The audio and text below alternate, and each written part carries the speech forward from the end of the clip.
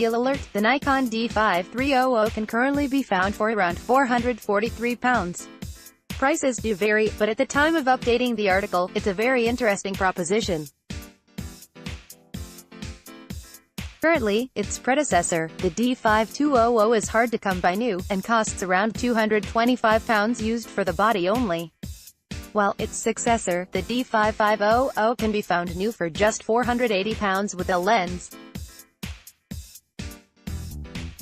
So, if you've got around £500 to spend, it's a toss-up between the D5500 and the D5300. It has been a few years since we first reviewed the Nikon D5300, where it's still a perfectly capable device, even if Nikon's rivals have been battling it out. Since launch, Nikon released the D5500, not long after the D5300's launch, mind you, with its superb sensor yet disappointing kit lens and middling controls. Sure, it's a fine camera, but it just lacks consistency and brings forward problems found in its predecessors. Back to the D5300, though, which graced our store shelves less than a year since the D5200. Its main raison d'etre was its impressive 39-point autofocus sensor, which really set it apart from the 700D's 9-point and the K50's 11-point sensor. At the time, its confusingly awkward controls and mediocre raw performance set it back. A few years on, though, has it stood the test of time or has it fallen behind the pack? Nikon D5300 review. Build quality. Externally, there's not much to distinguish the D5300 from its predecessor. It has shed 25 grams and a few millimeters here and there. The 3.2 inches, 1,036,800 dot screen is a little bigger and sharper than before, and keeps its fully articulated design, a big asset for video, macro and self-portrait shots.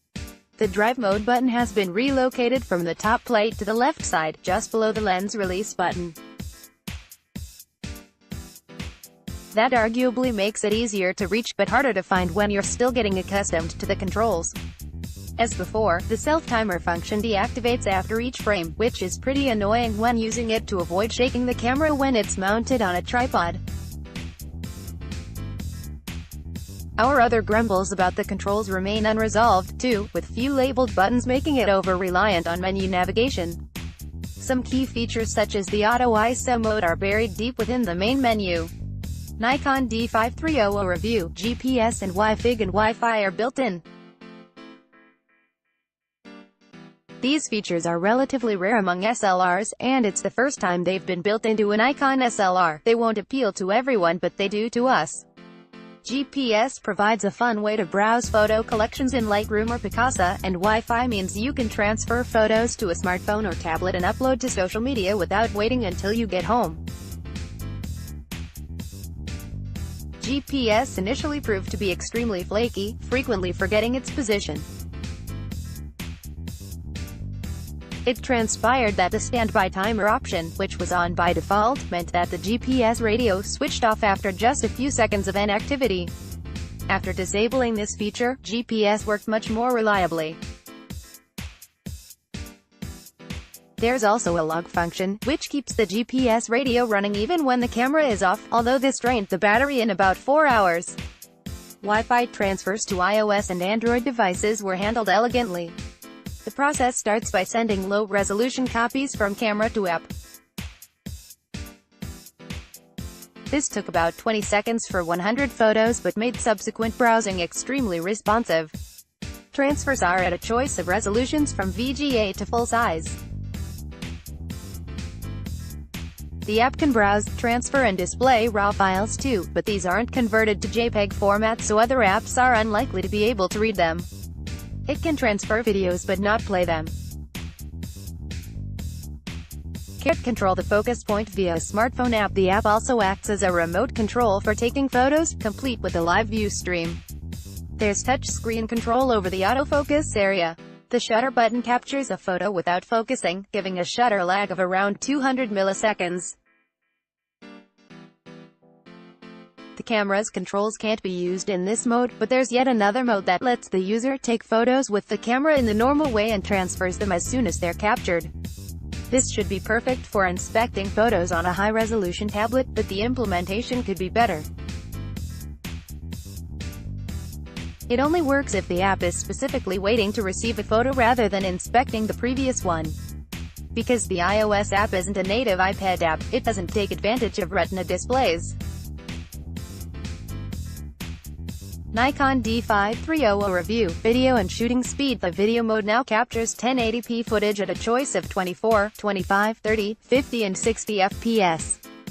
The D5200's 50 and 60 fps modes were restricted to 1080i capture, which is best avoided in our opinion. We don't have much call to shoot at frame rates faster than 25 fps, but the ability to slow footage down in software for atmospheric slow-motion shots makes this change worthwhile. 50 and 60 fps clips are limited to 10 minutes, while slower frame rates run for up to 20 minutes. Sadly, there's no improvement to the D5200's clunky video autofocus, which must be invoked manually by half-pressing the shutter button, whereupon it darts back and forth and adds audible whirs into the soundtrack. Shooting performance was broadly in line with the results we got from the D5200. It took 0.6 seconds between shots in normal use, while continuous mode hit the claimed 5 fps speed. With a fast SDHC card, it kept this speed up for 40 frames before slowing a little, to 4 fps. However, enabling digital correction for lens distortion saw performance slow to 2.4 fps after 8 frames. Real continuous performance saw a bigger drop, slowing to 1.6 fps after 6 frames. Still, that's better than the D5200, which slowed after just 4 frames. It's also great to see that battery life is up from 500 to 600 shots.